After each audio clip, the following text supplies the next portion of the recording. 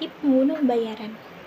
Pada saat Rasulullah SAW dalam perjalanan ke Mekah menuju Madinah untuk berhijrah, berkumpullah orang-orang kafir yang mengadakan sayembara, yaitu barang siapa yang dapat membawa Muhammad atau membawa kepala Muhammad, maka ia akan diberi hadiah 100 unta merah.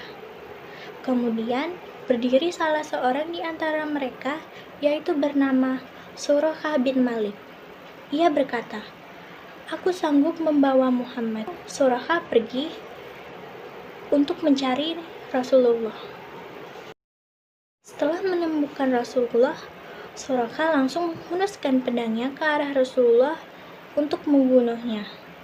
Di saat itulah Allah memerintahkan bumi untuk patuh kepada Rasulullah.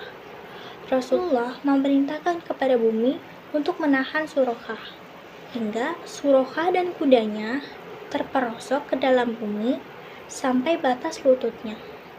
Ketika melihat kudanya yang tidak dapat bergerak, Suraqah lalu meminta pertolongan kepada Rasulullah. Maka Rasulullah memohon kepada Allah untuk menyelamatkan Suraqah. Ternyata Suraqah masih ingin tetap membunuh Rasulullah.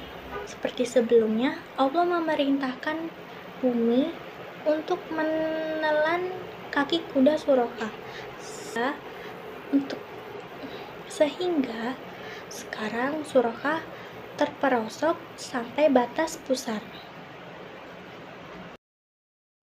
Lalu Suraqah meminta pertolongan kembali kepada Rasulullah dengan amat sangat memelas, karena Rasulullah yang mendengar mohonan Suraqah yang amat memilukan. Lalu Rasulullah memohon kepada Allah untuk menyelamatkan Suraqah kembali.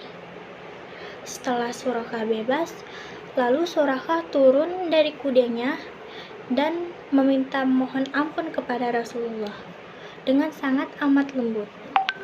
Kemudian Suraqah menyatakan keislamannya di hadapan Rasulullah. Bismillahirrahmanirrahim. Assalamualaikum warahmatullahi wabarakatuh. Perkenalkan, nama saya Dava Mahmud Kiflan dari kelas 10 MIPA 4. Setelah kalian mendengar pemaparan materi yang disampaikan oleh Desnaya, di sini saya akan sedikit memaparkan sebuah materi yang berjudul Kerasulan Nabi Muhammad SAW dan Wahyu Pertama. Jadi menurut beberapa riwayat, Nabi Muhammad SAW pertama kali diangkat menjadi Rasul pada malam hari, yaitu tanggal 17 Ramadan saat usianya 40 tahun. Malaikat Jibril datang untuk membacakan wahyu pertama yang disampaikan kepada Nabi Muhammad SAW, yaitu Quran Surat Al-Alaq. Kemudian Jibril menyampaikan firman Allah SWT, yaitu Quran Surat Al-Alaq, surat ke-96 ayat 1-5. A'udzu billahi minasyaitonir rajim. Bismillahirrahmanirrahim. Iqra bismi rabbikal ladzi khalaq. Khalaqal insana min 'alaq. Iqra wa rabbukal akram. Alladzi 'allama bil qalam.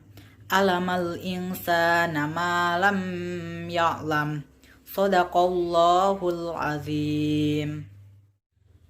Jadi setelah menerima wahyu pertama, kemudian Nabi Muhammad SAW menerima ayat-ayat Al-Quran secara berangsur-angsur dalam jangka waktu 23 tahun. Saya juga akan menjelaskan strategi dakwah Rasulullah SAW. Jadi Rasulullah memiliki dua strategi, yaitu strategi berdakwah dengan cara sembunyi-sembunyi dan secara terang-terangan. Apa sih strategi berdakwah secara sembunyi-sembunyi? Jadi strategi berdakwah secara sembunyi-sembunyi adalah dengan cara tertutup atau diam-diam, yang disampaikan kepada orang-orang terdekat seperti keluarga, kerabat, dan beberapa orang pilihan dari kalangan sahabat. Kalau dakwah secara terang-terangan adalah berdakwah yang dilakukan secara terbuka, yang disampaikan kepada masyarakat luas. Sekian dari saya, mohon maaf bila ada kata-kata yang salah, mohon dimaklumi. Billahi taufiq wal hidayah, wassalamualaikum warahmatullahi wabarakatuh.